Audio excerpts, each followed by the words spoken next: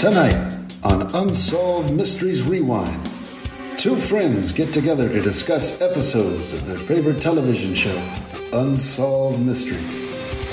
Will they find answers? Will anyone care? You may be able to solve a mystery.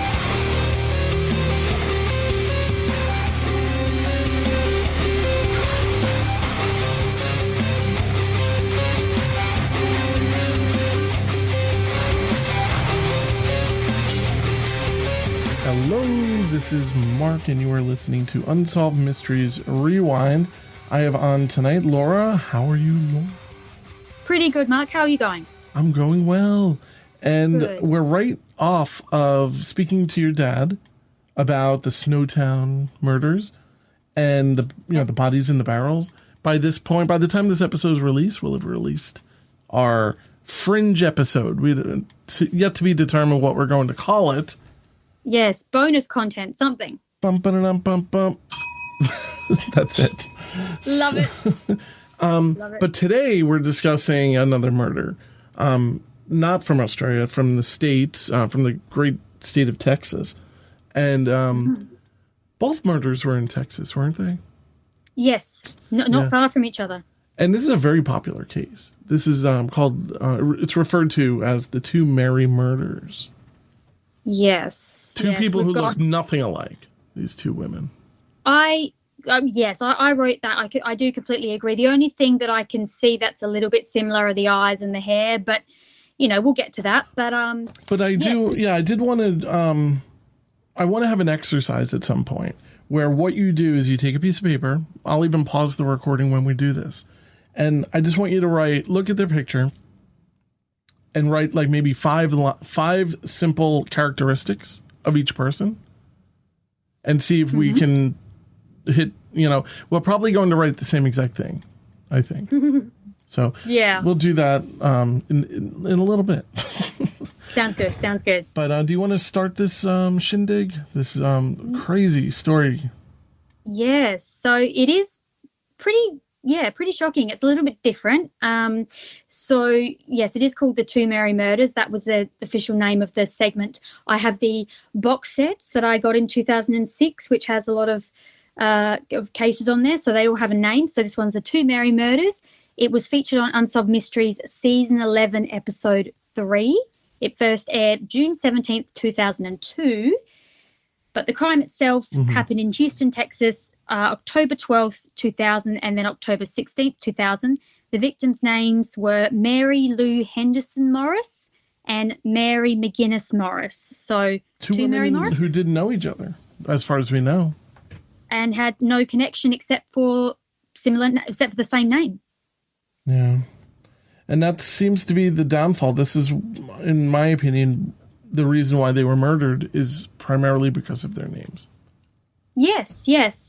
So I didn't find too much about the story in general, and what I did find was pretty much all the same.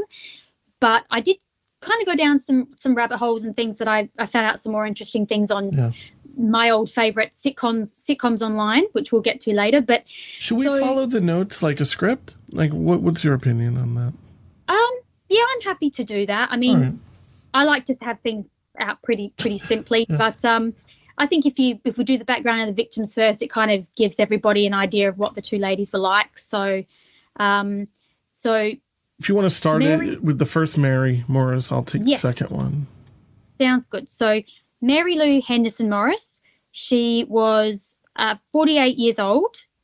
She was married to Jane Morris and had been married to him for 5 years. Mm-hmm. She had a grown daughter called Marilyn from her first marriage, but she was able to maintain a really good relationship with her ex-husband, which is good, and she had no known enemies. She was a bank loan officer for a large bank, and everybody loved her. She was just the all-American lady. Mm. Now, Mary McGinnis Morris, I believe she was 39. Mm-hmm. So we're talking a 10-year difference, nearly. Yeah. She was a valedictorian in her high school in 1979, and she was into local theater. None of this is particularly spectacular, like, shocking information. These were two regular, everyday people for all intents and purposes. There's really nothing like, oh, and she was the cousin of Jimmy Hoffa. Like, there wasn't any of that type of stuff. These are just what it appears to be two regular people, with innocent families, just regular people. Yeah. That's right. But the second Mary Morris had been married for 17 years to Mike Morris, had a 16-year-old daughter, Katie. She worked in the medical field, and she worked for several medical clinics, and she was the medical director of Houston Union Carbide at the time of her death. Yes, sounds fancy. Yeah. So they both had pretty good jobs, small families, seemed to be happy, and they were hardworking professionals with nice personalities and seemed to be well liked. So completely innocent people. But that brings us to October 12th, 2000. 48-year-old Mary Lou Henderson Morris, who I'm just going to call the first Mary, maybe. It's hard to distinguish these. Said goodbye to her husband, Jay. We get this reenactment where Jay's bringing her the coffee, and we get this vibe that maybe they had a pretty decent relationship, and she's driving off to work. I'm sorry, say it again? They seem to be close. If they spoke several times a day, they obviously had a nice marriage. So and Jay had been reaching out, and Mary did not answer his calls. Jay reached out to her supervisor and learned that she'd never arrived at work. I don't know what the distance was between her house and work, but it's Texas, so it's probably like an hour and a half or something. I don't think it was that far. I think I remember reading it was maybe half hour, which is still a decent drive, but it's it's not an hour and a half. So, of course, Jay was the last person that we know of that saw Mary, alive, and something happened between obviously her home and her work destination. At about 10:20 a.m., smoke was reported in the area. It was estimated to be somebody burning off leaves, which has a pretty distinct smell. This is why I'm thinking, you know what leaves smell like, right? I mean, yes. That has a very distinct kind of wet, stinky, thick smell. If a car is on fire and a body is being burned, it's a very different smell. I would think so, but maybe they just saw the smoke. Maybe they were too far away to actually properly smell it. That's true, because the smoke was reported, not the smell. Yes. But later, a badly burned body was found in the smoldering remains of the car, only 3 miles away. So, let's see. Jay heard that about the car from a friend. Now, you were wondering why the friend would mention it, and I'm thinking probably not too much is going on. You hear about a car fire. I mean, these days we hear about everything, right?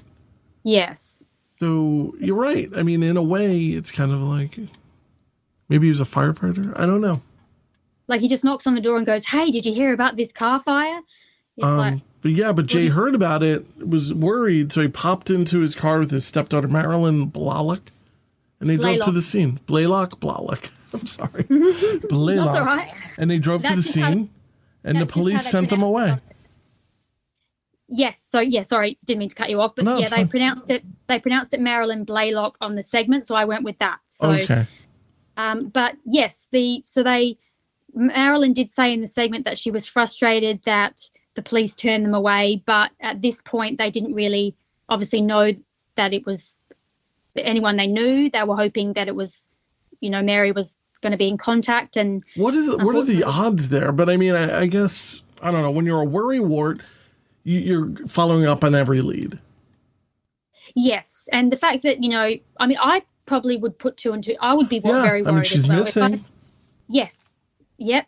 And then the remains were only found 3 miles from the home, so I would put two and two together. I would be worried. So, they're not completely unfounded in that. In the reenactment, we get a police officer comes and, breaks the terrible news that the victim was later identified as Mary Morris 1. We're just calling her Mary Morris 1.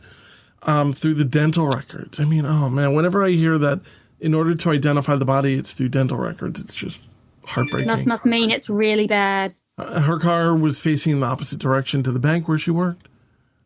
She mentioned to Jay that she might stop off and get gas on the way to work. I put petrol there deliberately. I know, to get me. But then you call it a local gas station attendant, claimed that he saw a woman matching her description, but surveillance had already been taped over by the time the police tried to review it. So I wonder how much time had gone by. Just about to say, I don't know. I know a lot of places that tape over it pretty much the day after. Yeah, I collect a lot of vintage electronics. I might have gone down this rabbit hole. And I actually have a surveillance VCR. Wow. Yeah, it's huge. And it records on standard VHS tapes. And I believe it's 12 hours. You can do 12 hours and 24 hours. Wow. And so videotapes in 2000, I would imagine you probably would keep them for a couple weeks. I mean, if you have 24-hour ones, I mean, it's, we're talking 14 tapes for 2 weeks. Yeah, I think 2 weeks is personally, I probably want to keep it for a month, just in case, because with this sort of case, seems quite, like there's lots of unanswered questions. So, not that the people with the surveillance tape in the gas station knew that they were going to be potentially witnessing someone that was going to be murdered, but they should have kept it for longer. You would hope that they would. Because and this brings up another question. We have surveillance cameras in gas stations now, or if you go to a 7-Eleven or anything. What is the time period that they are required to keep the footage? Oh, there's got to be some sort of law. It might be different in different states, or it might just be a standard rule. But yeah, and obviously some people don't follow that rule. You only want to use one tape, so they tape over it every 12 hours, like you said. And then here in New York, the video cameras don't even work in the subway. There is that. I was going to get to that. Yes. There's a lot of places that actually are just there for show and don't actually work. A lot of Law and Order episodes say that. We had a shooting just 2 weeks ago here in Manhattan, and the cameras weren't working because that's kind of where New York is going. But not going to get into any of that. But the bottom line is maybe make sure the cameras are working. Yes, that's a good start. So, yes. So because of the condition... Sorry, go on. Sorry, that's all right. Because of the condition of the body, it was impossible to determine how Mary Morris 1 had been killed, but there seemed to be absolutely no reason as to why she would have been murdered. Marilyn said her mother was a good person, never did anything bad to anyone. She didn't gamble, do drugs, or even drink. Absolutely nothing. I bet you this is all true, too. I bet you she was just like a regular, moral, sweet woman. Yeah, she did seem like it from the segment. It was very, very sad. And, she had no enemies. A robbery seemed unlikely, although Mary's purse was taken, but her credit cards were never used. So, was it taken as a trophy? We don't know. Some people do that. Her wedding ring was missing, but all her other jewelry was present, although it was melted down badly from the fire. Now that's the smoking gun right there. The missing wedding ring, and you bring it up later, is the smoking ring. I mean, the smoking gun. And I have no doubt in my mind who did this, but we'll get to it. Yes, I agree. Neither Jay Morris nor Mary's ex-husband, the one she was still in contact with and had a good relationship, they didn't seem like likely suspects, as they were very cooperative from the start. So this left the authorities baffled for some sort of motive in Mary Morris's one murder. Yeah, this is so let's see. Mary's funeral took place on October 16th. After the funeral,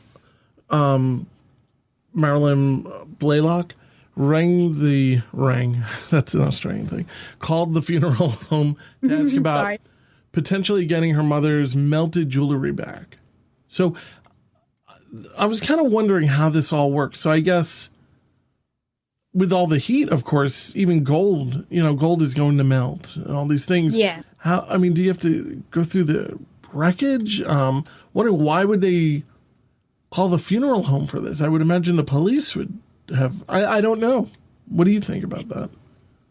Yeah, I don't know why they didn't take it into evidence. Maybe they just thought, I mean, but fire doesn't destroy everything. As we know, people burn things a lot and they can still find, they get a fire expert in, they can still find some evidence. I don't know why, but maybe the police just cleared it. They didn't need it as evidence. But here's another question.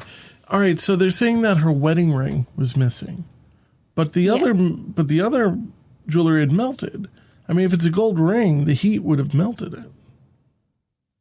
Yes. So I don't know. Doesn't seem right to me. That's all. Good point. Yeah, I don't know. Yeah. I mean, it kind of doesn't make sense. But how could they tell that maybe the ring was melted in with the jewelry or the other jewelry? Yeah. And maybe it wasn't taken. And if it's hot enough fire, I would imagine that it would vaporize gold.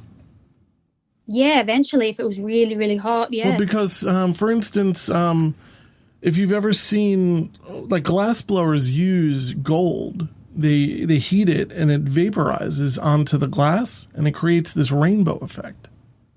Have you ever seen that being done? It's I had a fascinating. friend who used to do glass blowing, like in his bedroom, in the most dangerous situation ever. But yes, it's fascinating, right? Why would you do it in your bedroom? I saw it in France when I went to France. It was amazing. I could not stop looking at it. Of course, it was in an actual factory, but he was doing it like with a blowtorch. Yeah, no, I wouldn't really risk that. So I was just sitting there watching. I was like, what? And I've seen it explode, all that type of stuff. Where it's Oh, wow. But yeah, that's Noah Gilbert out there. Maybe he's listening. But yeah, so you would use pure gold. Like I don't know if it's 24 or 14 karat, but I know that gold will melt. Obviously, right? Yeah. So I'm just not really sure. Why they think that the ring is missing. I'm just not sure. But they were informed that Mary's body was still in the morgue. Marilyn was horrified, and she's like, what are you talking about? I'm at the funeral right now. And you wrote, how upsetting would it be?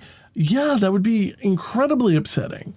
They learned not too long after that there was another Mary Morris who was in the morgue, which is shocking.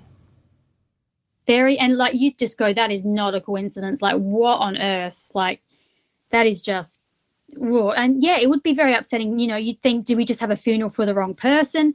Obviously, it turns out it was the correct person, but it was I easily could get confused, but I don't think the funeral home should have made that mistake. Really. No. I know they have the same name, but geez. I bet it's never happened to them, though. I mean, what are the odds? I mean, Mary Morris might not be the most uncommon name in the world, but it's certainly not that common. That's right. Not like it's Jim not like Smith or something. Yeah, John Smith, yeah.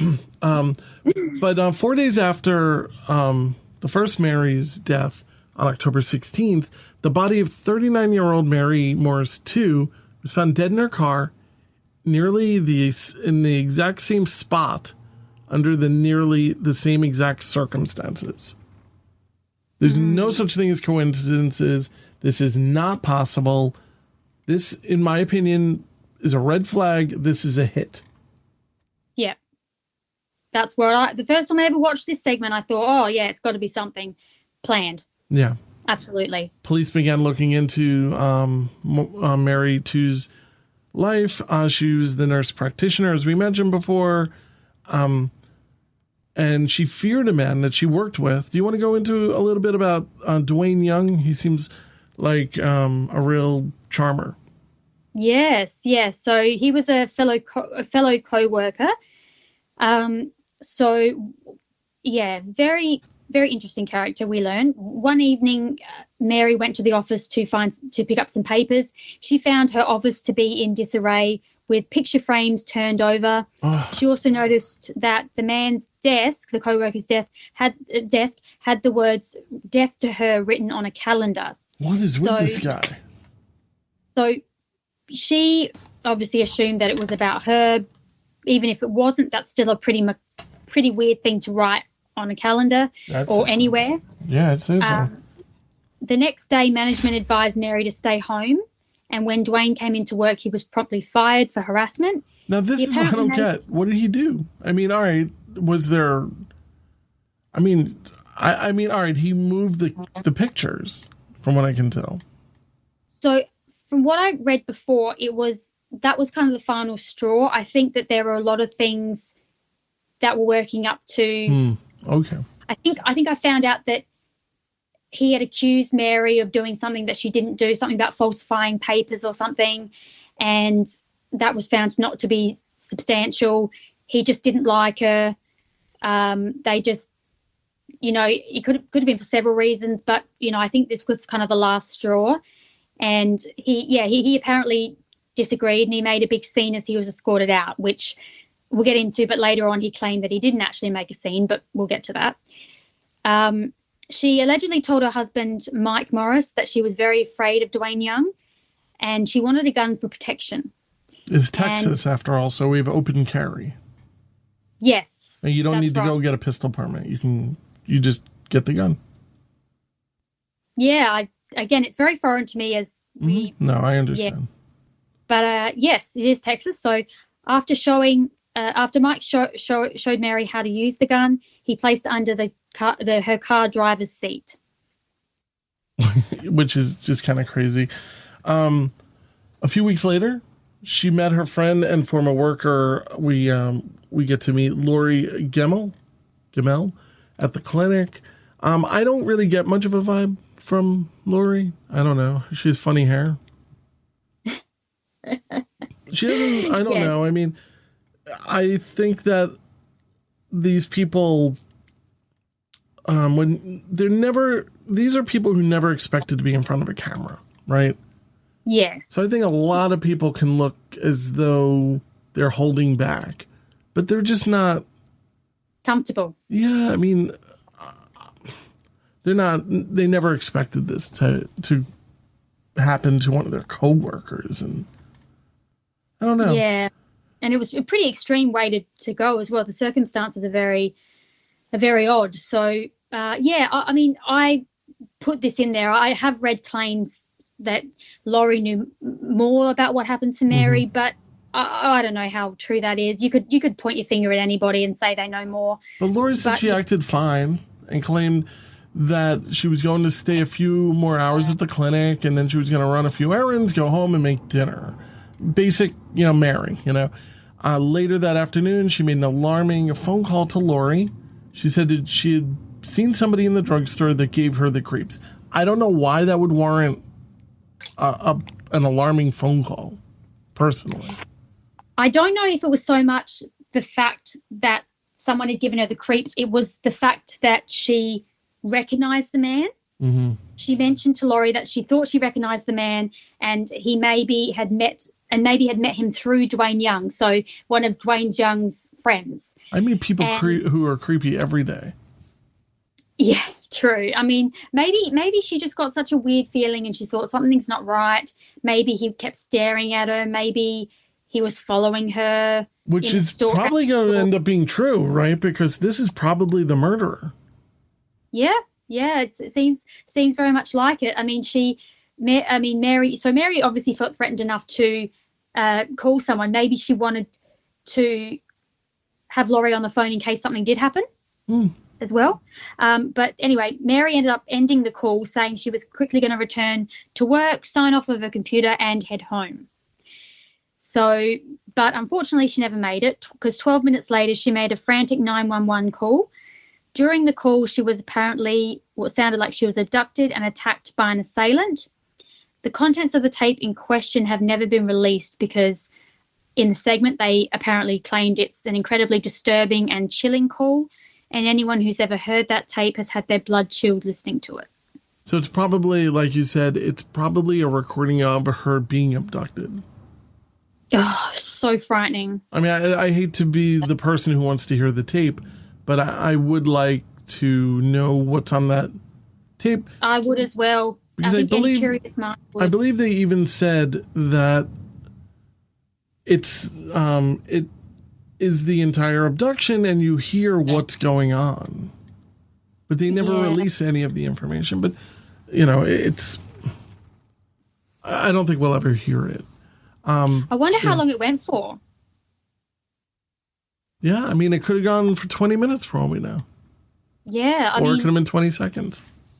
It's that. I mean, it would be very, very unsettling to listen to, but I would like to hear it. I mean, yeah, I think if you've got a strong stomach and, I think you should be able to hear it. I don't know. I guess I don't know why they're not letting people hear at least an excerpt of it, but I don't think we'll ever have the opportunity to hear it, to be honest with you. No, unfortunately not. But obviously it was not a good call, and Mary was found dead soon afterwards. The medical examiner determined that she had been beaten and shot once in the head. The killer tried to stage the scene to make it look like a suicide.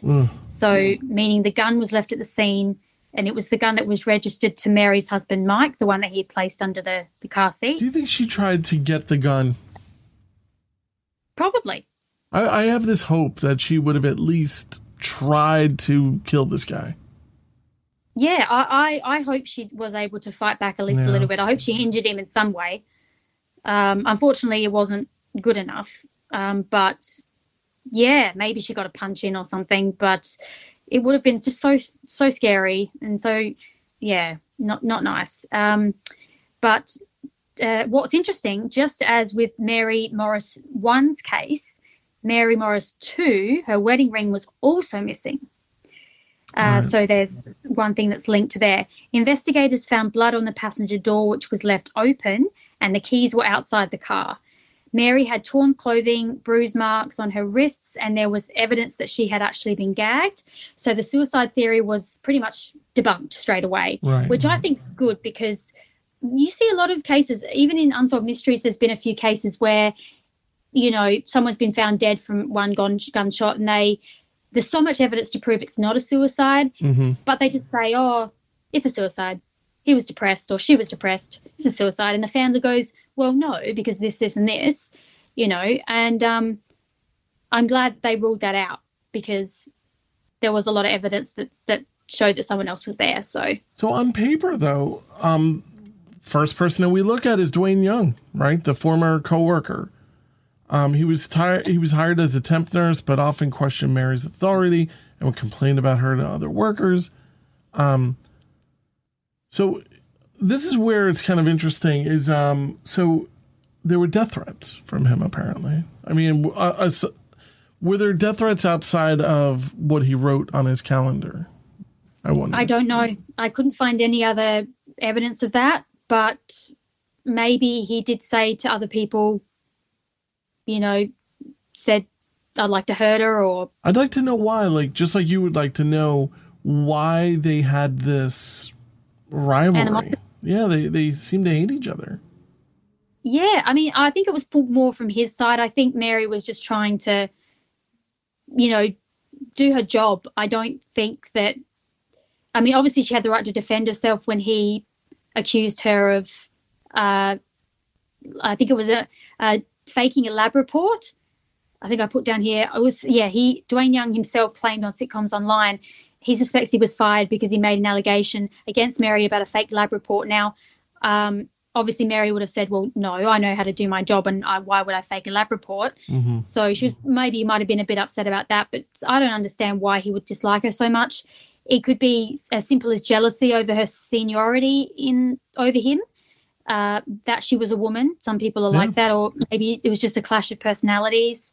But Dwayne and Mary were in similar social circles because they even attended each other's parties in the past. Yeah. So obviously Mary was trying to at least try and be a bit friendly, and him too, it seems. Yeah, it's very strange. Odd, very strange. And I think maybe he regrets his anger towards her because he was number one on the suspect list. Yes. Investigators say that they may have evidence to link the co-worker to the crime, but nothing. No, we don't learn anything about that. Yeah, I think only just the bad work relationship and the fact that he left on bad terms. I think that's probably the only thing. But however, the police kind of have to look into something like that.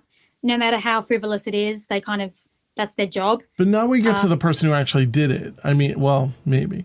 And that's Mary's husband of 17 years, Mike, who I think, without a doubt, may likely have been involved on some level with this. Oh, yes. Well, I tend to agree there. But Mike claimed that he was at the movies with his daughter Katie at the time of the murder.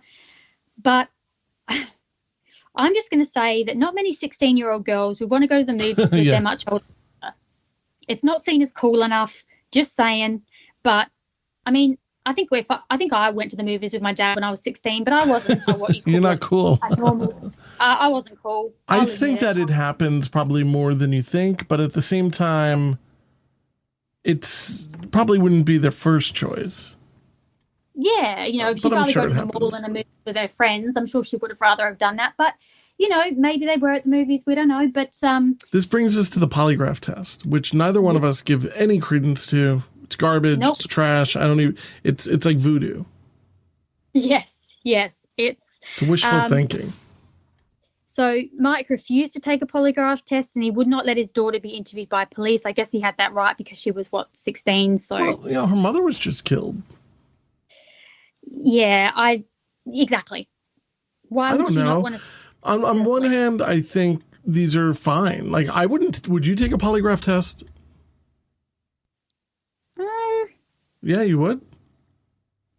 I think we have to take polygraph tests for the show. Yeah, look, I would take one, but I don't place much validity in them. But, Mike might have the same sort of concerns that we have about it, But, in the segment, he claimed that he didn't want to take a polygraph because he was on high anxiety and antidepressant medications. He was unsure if the test would, quote, adequately compensate for all those things. That's unquote. An attorney talking. Yes. It sounds like a bit of an excuse, but as I said, he may just feel polygraph tests are not accurate. I don't want to be accused of something I didn't do. You might have heard other stories about people that have taken tests and they've been lied to by the police saying they failed and actually didn't, because police have been known to do that. Why would that sound like an attorney? And that brings us to the next. Yes. He did hire an attorney shortly after the murder. Yeah. But also, going back to the fact that his daughter was not allowed to be... No, that's okay. The fact that Katie was not allowed to be interviewed, Mike refused. Maybe... Yes, she was young and everything, and yes, she was distraught. Her mother was just killed, which would be horrible. But maybe Katie wouldn't back up his alibi at the time. Maybe if she was allowed to be questioned, she might have revealed something against Mike, or something that a comment he might have made, or something that might have drawn suspicion to him. So maybe he's covering his own butt that way. Well, they would have definitely gone after, like, well, do your parents fight? All of these type of things. They would have definitely gone that route. Yes. And she did clarify that later, which we'll talk about later. But, yes, as I said, he did hire an attorney shortly after the murder. Which is what I would do, too, personally. I'm just saying. Yeah, I probably would as well if it seemed like they were... I mean, unfortunately, the spouse is always pretty much the first suspect.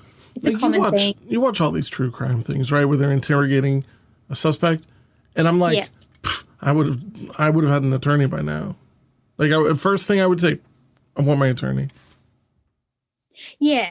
I mean, and Mike claimed in the Unsolved Mystery segment, he was following some advice of friends that just said, when you're interviewed, just go in with a lawyer because they're familiar with law enforcement tactics. They'll be able to guide you and everything. Mm. I can understand that point. I don't know how soon he lawyered up, but sometimes it can make you look guilty and like you have a lot to hide. But, sometimes, But you can't be charged for looking guilty. Yeah, that's right. Innocent until proven guilty. So, yeah, exactly right. I'd rather look guilty and be innocent than to go into like a 12-hour interrogation without any protection. Yes, exactly. Yes. But, so let's see. Investigators learned that Mike and Mary were having problems with their marriage. Shortly before the murder, Mike confronted Mary about an alleged affair that she was having with a friend. She and the friend both denied anything inappropriate. And I mean, this is like, stuff that happens, I guess. Yeah. Mike had followed Mary on several occasions because of distrust, which it seemed as though maybe he had every right to distrust her. And if this was true, of course, it was frustrated that he was having trouble finding work since they moved to Houston. Mary's sister Stephanie claimed Mary once told her that she had fallen in love with someone else, but didn't want to leave her husband and wanted to try to make it work. Now, why would somebody say that? Yeah, do we really know? Twist the knife, Yeah, I mean, look, Just maybe let it she had go. fallen in love with someone else, but maybe the person How does that didn't love her help back. today? What was that? Sorry. How does that help today? Yeah. Yeah. I don't think Mary was having an affair. I mean, I don't know. I can't really prove it, but I just think that she, I think every marriage does have problems. I mean, Mike seemed like he was going through a bit of a tough time. He, couldn't find work and he was frustrated, and maybe he was just a bit threatened by Mary's successful career, and he was just a bit upset, and maybe part of, some people might think he seemed controlling and possessive and jealous, especially if she wasn't having an affair. Mm-hmm. But I think every marriage has some problems to a certain degree. Sure. But but at the same time, it would be very tempting for him to do something if he was going to get a windfall of money. Yes. And what is that windfall of money all about? Yes, so investigators discovered that there was a life insurance policy that Mike had taken out on Mary that totaled $700,000. And one of the biggest motives for murder is money. Now, I'm wondering if he had a policy as well? I was about to say, I don't know. I'm not sure. Was it just upped? Was it her idea? There are a lot of variables here that we aren't privy to. Yeah, so I mean, it could have been like many couples that say we want to take insurance policy out on each other in case something happens to one of us. We can, be financially stable to look after the children and ourselves. Mm-hmm. That could have been as easy as that. To which, that seems quite normal. But yeah, I mean, did Mary know about this policy? Did Mike take it out without really? So it's starting to look kind of weird for Mike. But investigators discovered that the murderer, Mike, had called her cell phone around the time Mary was murdered. The call was 4 minutes long. So this is one of these things where it was just completely, my BS meter just went bloop, bloop, bloop. He's saying that he tried calling her over and over again, where they see, she tried, and it went on for 4 minutes. Yeah. Now, if I'm calling your phone and it's just ringing, it doesn't, maybe these days you can see, but back in those days, you wouldn't pay for the phone ringing. No, it would only show up on the phone companies, like on the phone bill, if the call was actually answered, and surprise, surprise, it showed up on Mary's cell phone bill. Yeah. 4 minutes. So, yep. So it's, I had several questions about this. I thought, was Mike just proving my point where I said he seemed controlling and he wanted to know where his wife was every minute? Right. Especially after the affair rumors. And did he just let it ring? Or did he make the call the actual killer that he'd organised to see if the, quote, job had been done, unquote? But what I didn't understand was, if he was as possessive and controlling as he appeared to be, why didn't he keep trying to call her over and over again? Why did he just... Because when I'm trying to get a hold of my dad or something and it's an emergency, I don't just let it ring. Right. I will try again in a couple of minutes or try several times, keep ringing and ringing and ringing. But those other calls didn't show up on her cell phone bill. So... This is also before, this is a good, I'm going to say it's a good 5 or 6 years before texting and SMS messages. Yes, that's right. But I did find I did think of a rebuttal to these questions. Maybe Mike stopped calling because he had a feeling that something was really wrong. Mary wasn't getting back in touch with him. Or maybe another person informed him of Mary's death, but I found that to be debunked because Mary's body wasn't actually found until 8 a.m. the following day. Wait, I have a question. All right, so Mary number 2 is in the medical field, right? Yes. Because, all right, around this period of time, I used to have a pager that you could call and an operator would answer it and you could leave a message for me. And what that person would do is send me a message on my pager that I could read. Oh, I never had a pager. Now, if I had a pager, right, for like an IT or design situation, why wouldn't somebody in the medical field have the same exact pager? Yeah, that's a good point. Yeah, I don't know why. It's kind of interesting. And I would just imagine that there would be a different... I would just add to this entire thing because I would be able to get like 2 sentences on this like device. All right, I don't know.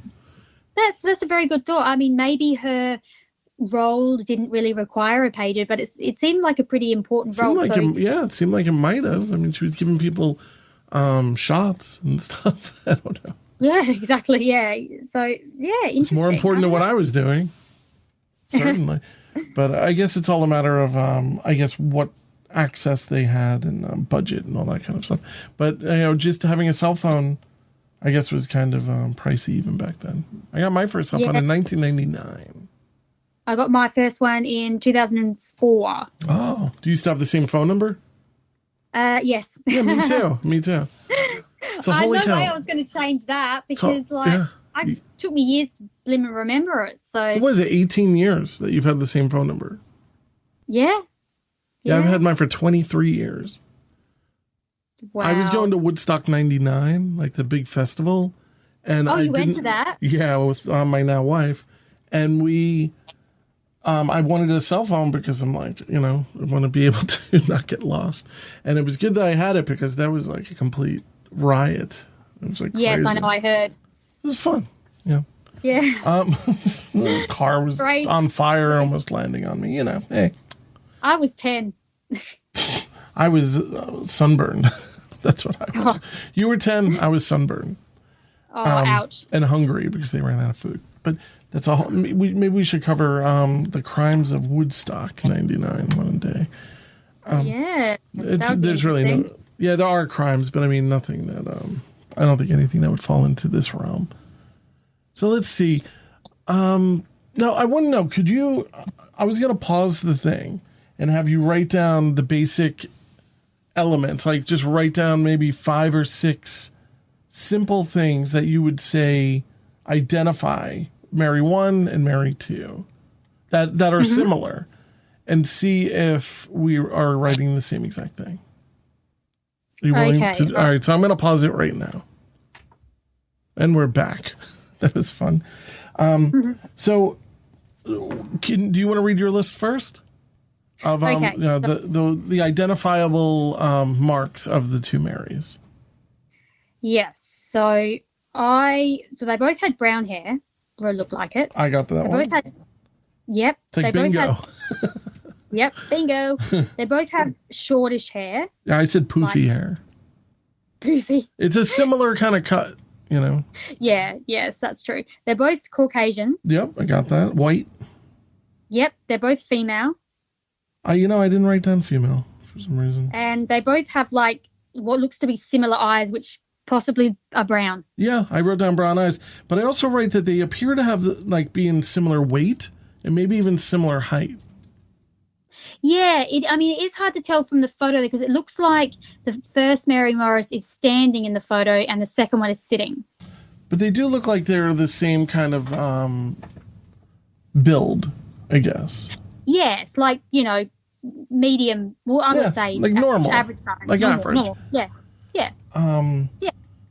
So yeah, if we were to just say, all right, find a white woman with big poofy hair, brown, big poofy brown hair, average weight, average height, brown eyes, female. Both of these people tick those boxes. And they have the same name. And they have the same name. I don't know if one thing that nobody discussed is if they both drove the same car. Yeah, no, I don't know. I couldn't find anything out about the cars. Yeah. Nobody talked about that. Isn't that kind of weird? Yeah, that would be interesting to know. Especially, it would make much more sense if it was a hit if the cars were very, very similar. Yeah, like if one car was gray and one was red, I mean, it was a big difference. But yeah, that's right. If they're both like Buicks or something like that, it's like kind of strange. Interesting. But yeah, I couldn't find anything about the cars. Now I'm curious. Yeah, right. But yeah, so the thing that we last left on was the 4-minute long conversation. That is proof that a conversation did happen. We just don't know what occurred during those 4 minutes. Exactly. And I really shudder to think. I mean, in the segment, he couldn't explain why. He still can't to this day explain why the call showed up. Now, the smoking gun that you came up with, which blew me away, is about Katie. And could you please talk about this? Because this is the smoking gun. Yes. You can almost hear them saying, kill her and get the ring. Yeah. Yeah. Yeah, I could not believe this when I read it. It was insane. So, interestingly, Mary's missing wedding ring suddenly surfaced a few months later when a friend noticed that her daughter Katie was actually wearing it, which the friend is good to notice that. I would immediately be suspicious. Also, is that true? Like, is this verified? I mean, I just read it and I'm like, well... Yeah. But where did you get that information? Do you recall? I got it from... the internet. No. No. I think I've heard about it it was on... I think it was on the fandom, Unsolved Mysteries fandom page, but also one of the podcasts I listened to. Oh, okay. Yeah. So it was a couple of sources. All right. And... but that's shocking. To me, that's shocking. Yeah. And apparently the friend sort of questioned them and said, Mary's wedding ring. So they claimed that they had found it and that Mary must not have been wearing it at the time of the murder. So I'm guessing it was Katie and her father Mark that sort of explained. But why would Mary not be wearing her wedding ring when most married women never take theirs off? Yeah. Did she take it off because she and Mike were fighting? Did she just take it off in anger? Was it due to her medical job she wasn't allowed to wear it? Or was Katie lying and Mary was actually wearing it at the time of the murder and maybe her dad lied to her and said, oh, your mother wasn't wearing it when in fact she really was? Because what are the odds that if the first one actually was missing, that the second one would be missing as well? Yep. Again, red flags. Definitely. But Mike also never reported to the police that the ring had been found, which you think is something that the police would obviously want to know. And they learnt this from the family friend. So the family friend obviously was suspicious enough to go to the police and say, that wedding ring you thought was missing actually isn't missing. So back to Mary's car, Mary Morris 2's car, the doors were said to have automatically locked when the car was put into gear, yet the passenger side door was wide open. This created speculation that the killer had access to the car. So, would Mike have known the car well enough? Did he take the ring and claim he found it, then let his own daughter wear his dead wife's ring? Was he given the ring by the killer, the hitman? That's what I think. Yeah. Because it's proof. This is the proof. It's done. Yeah. Yeah, it was just, I just went, what? And that was never mentioned in the Unsolved Mysteries segment either. So until you delve into the case, you wouldn't know until you read up on that. Did you want to continue with the next part or? Yeah, sure. There's a lot of similarities in the two cases. A contract may have been put out on Mary 1's life, but Mary 2's life, but the killer accidentally killed Mary 1. See, I wouldn't be a good murderer. He then corrected his mistake, obviously. And there's even that trend of taking the ring. But this is interesting. The theory of this was supported by a caller to a Houston newspaper called The Chronicle, who said that, quote, they had gotten the wrong Mary Morris the first time. No kidding. Lori Gimmel, who I guess is the person who is on the working at the newspaper, looking for the scoop, claimed to have verified this call with a worker at the newspaper. You're asking how credible is Lori? I would say not very credible because you're trying to get the scoop. I mean, this is... Anybody would ask the same question. I question if that call was even made. Yeah, and they're saying that if it was made, that Dwayne Young, the co-worker, actually made it. Now, Dwayne Young actually obviously denies this and says he never made the call, but several people still accuse him of it. So, you know, in a way, if he wasn't involved, I feel bad that he's being targeted, but, you know, maybe don't be such an ass at work. But the killer had done such a thorough job torching Mary Lou's car that it couldn't even be... And Mary Lou is Mary 1, right? Yeah. That it couldn't even be determined whether she was beaten, shot, or sexually assaulted. Now, she was... we don't know if she was shot in the way that Mary 2 was. So it's all very shocking. They couldn't determine the exact time she died, so there were a lot of holes in the evidence to prove that there's a connection between both of the Marys. Mary Lou's wedding ring was missing, as we said. It's kind of a sign of a hit because the killer's going to take that, bring it back. You know, it feels like a Sopranos episode. And it just where seems... the episode cuts out mid-sentence. Did I cut out? No. Oh. Remember the last episode of Sopranos just finishes? Spoiler alert. No, I'm kidding. Yeah, I forgot about that. Yeah. So it just cuts out and you're like, what? Yeah. Yeah, it was just, I thought it was a good ending. But you know, they kind of had a similar in appearance type of thing. I mean, this is all kind of adding together as it was just a mistaken identity thing, which is so sad. Yeah. It was definitely a hit. Right? I mean, what do you think? Was this a hit or was this random? It totally seems like a hit to me. I mean, but it's funny. I think it is, but the police ended up turning away from this possibility. I don't see how they did, but their sort of reason for thinking this was one of the officers said, unless you have a total bumbling hitman looking for the first Mary Morris that they can find, it doesn't seem like a viable option. Right. It's like, well, but what about if that's a total bumbling hitman? Yeah. I said, we don't know about how professional he actually is. But if he was professional, wouldn't he have known more about the victim? This guy could have been hired out of the penny saver, which you probably don't know what a penny saver is. I know what a penny saver is. Oh, you do? Yeah. Okay. Yeah. But I got that from the movie Juno when she finds the couple that she's going to adopt her baby out in the penny saver. Oh, right. But it's always the joke, like, you don't hire anybody out of the penny saver. Yeah, I mean, look, someone, Mike, it could have been a friend of a friend or someone that just, wasn't really professional. Because if he was professional, he would have found out more about the victim, like her address, the type of car, her work address, route to and from work. There's nothing that seemed to link the two Marys except their name, the way they were killed in a slight resemblance. But then again, going on the 180, maybe the killer wasn't actually a professional, hence his big mistake in killing the first Mary Morris the first time, and then the brutal nature of the crimes. Because if it's a hit, usually there's just one swift gunshot behind the left ear. I mean, on paper, it probably made a lot of sense. On paper, I'm saying, Mary Morris. How many Mary Morrises are there? She's a white woman. She's this height. She's this weight. She's got the big poofy hair. That's definitely her. Yes. Although, I mean, the 10-year age difference, though, like, they definitely don't look the same age. They definitely don't, but I don't know. I'm going to guess that hitmen are not exactly critical of all of that.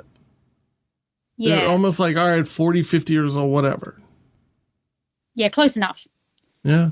Yeah. Maybe it's a young guy who can't tell the difference, Yeah, I mean, I don't think it was professional, but it definitely was a hit. Like, it wasn't someone that did this all the time, but it was someone that was, I think picked out of the penny saver type thing. But you found that there were over 300 murders that happened in Harris County in 2000, And the police are saying that one apparently cannot rule out the possibility of two women with the same name that were killed at the same time, which I don't buy at all.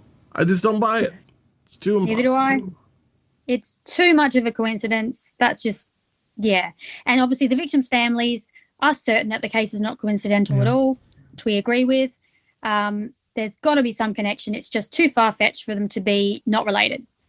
So 6 months later, though, you found some really interesting information.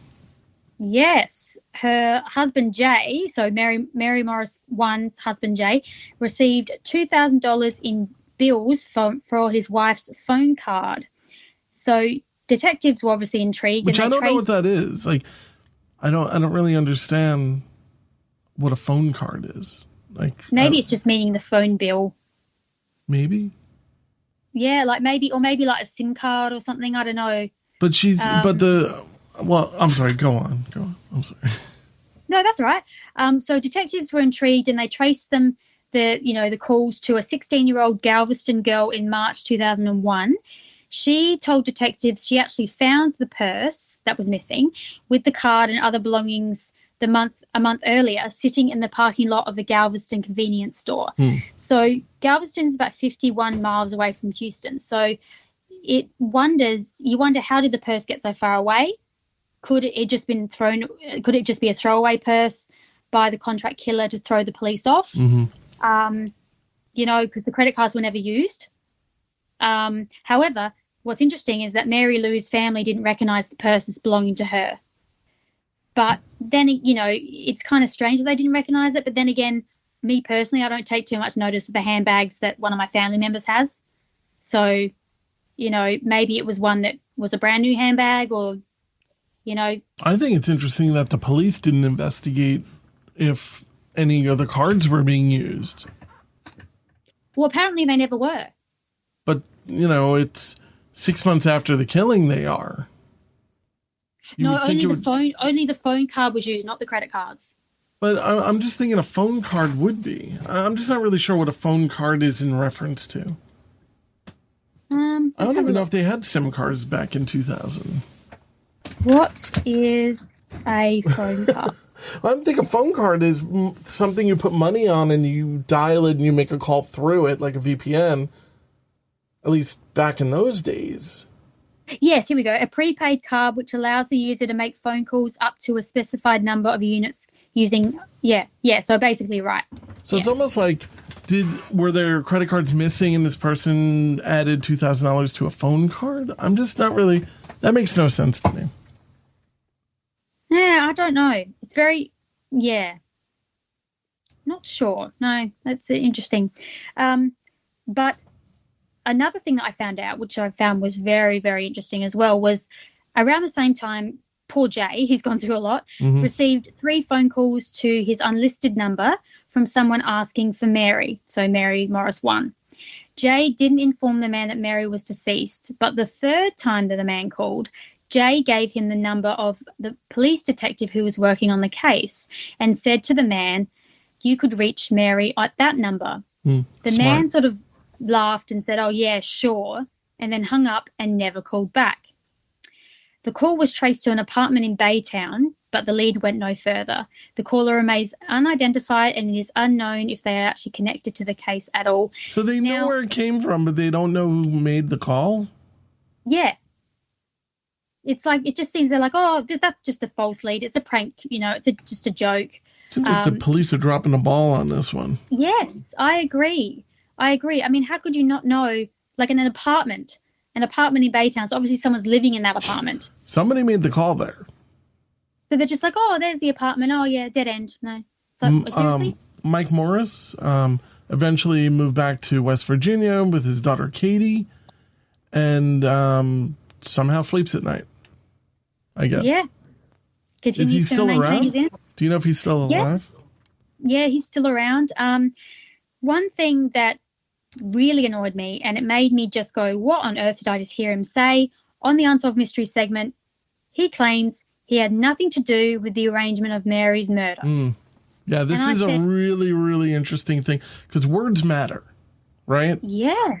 And sometimes this is something that the truth likes to come out. Like if you watch a lot of political stuff like I do, you'll hear a lot of like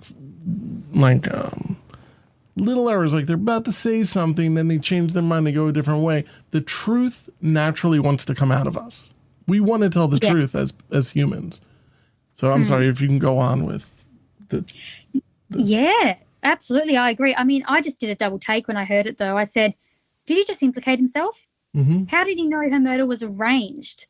You know, I think nothing to do with the arrangement of Mary's murder. Yeah, it's almost like you should. If that's the case, you say I had nothing to do with Mary's murder. Right.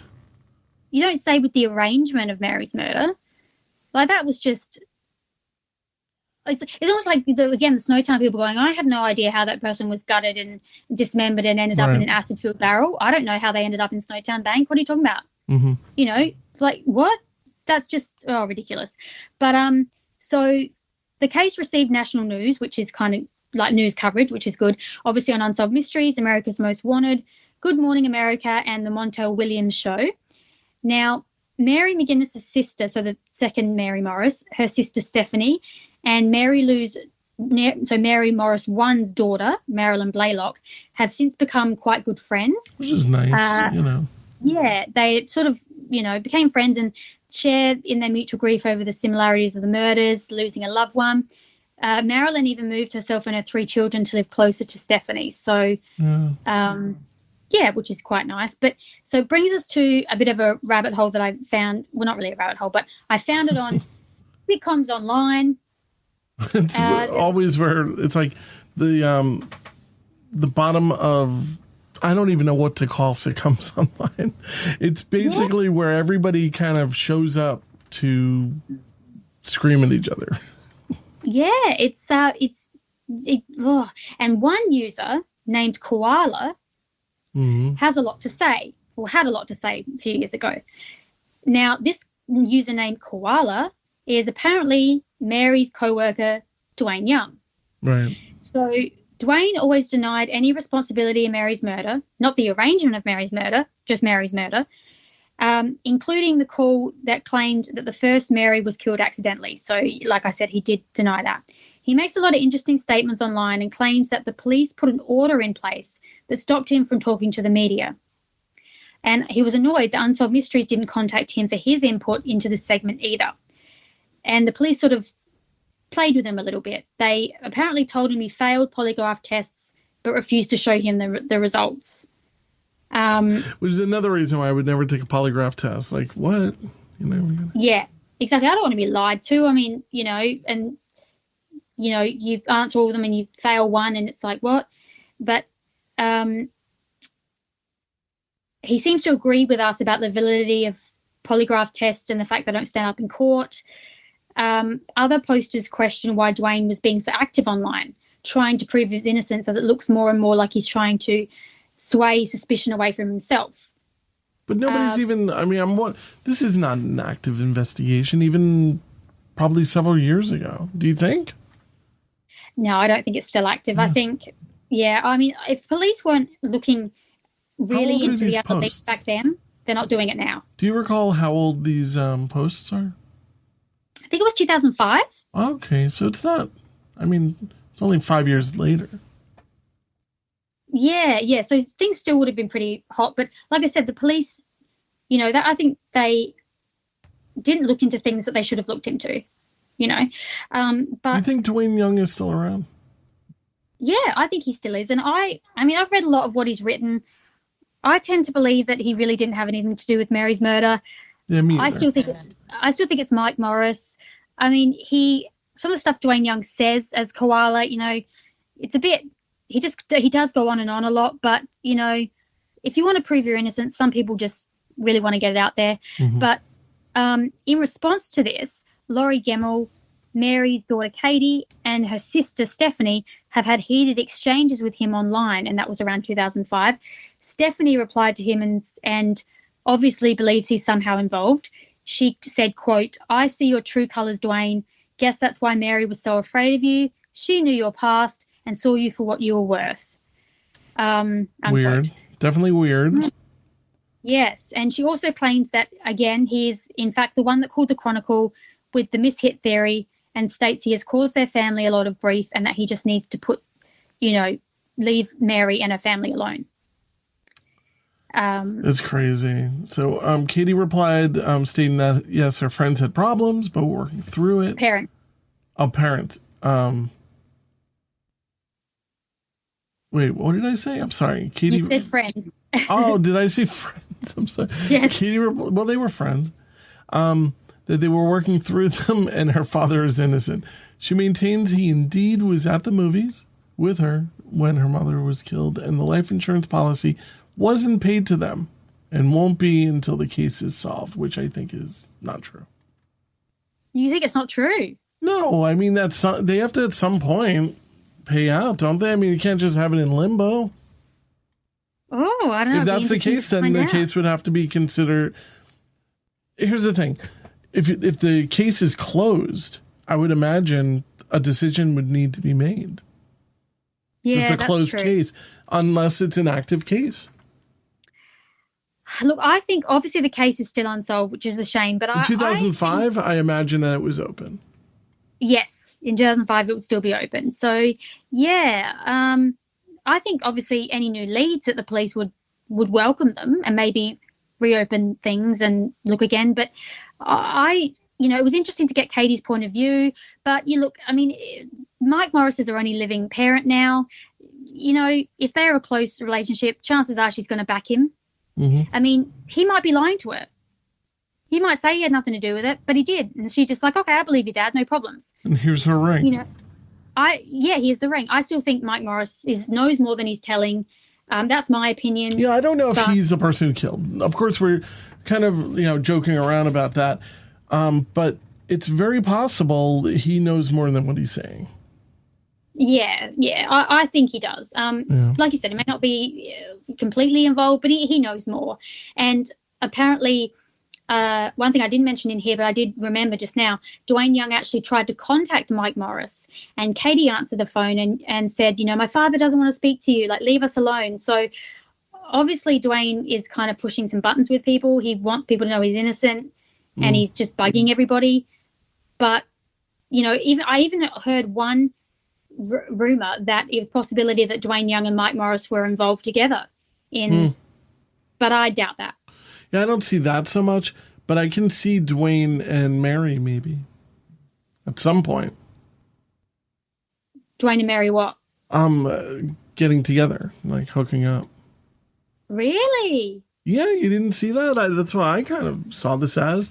Kind of like maybe it was a relationship that went sour, and now there's this hostility with the husband. Oh, interesting. I never thought of that. Maybe they didn't really hate each other. Maybe they were just putting on a show. Or maybe they hated each other. I don't know. Maybe they loved each other, but they hated each other. Tempestuous relationship. Yeah, I'm not really sure. But Dwayne never said in the post that they were romantically linked. Yeah. In fact, he even denied making a scene when he was fired. Obviously people hit back and say, we have proof, rah, rah, rah.